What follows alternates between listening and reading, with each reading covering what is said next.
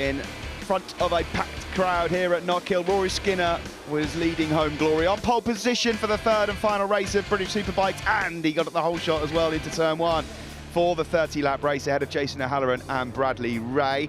Glenn Irwin got a good start from the second row, number 2 on his Honda, just ahead of Lee Jackson. And Rory Skinner started to pull out a bit of a gap in the early stages. Brad Ray pulled a lovely move on Jason O'Halloran into turn 3 to move up into second place overall.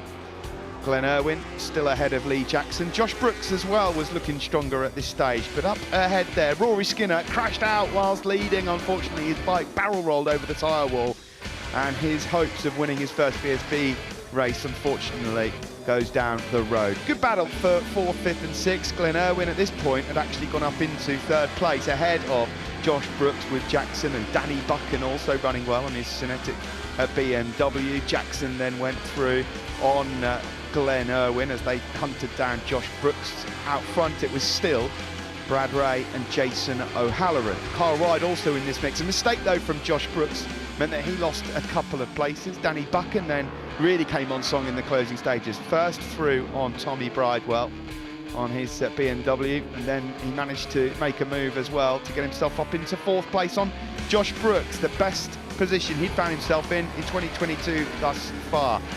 It was a bit of a bridge too far to chase down Lee Jackson for the final podium position. Out front, it was just a waiting game for the McCams Yamaha of Jason O'Halloran, number 22 with the green helmet. He came through and eventually made his move at his favoured spot as well, on the brakes into the hairpin, and there was no turning back. It's just as he did at Donington, another double victory for Jason O'Halloran as the checkered flag eventually came out. He wins it and he cuts the gap down in the championship. Brad Ray was in second with Lee Jackson in third.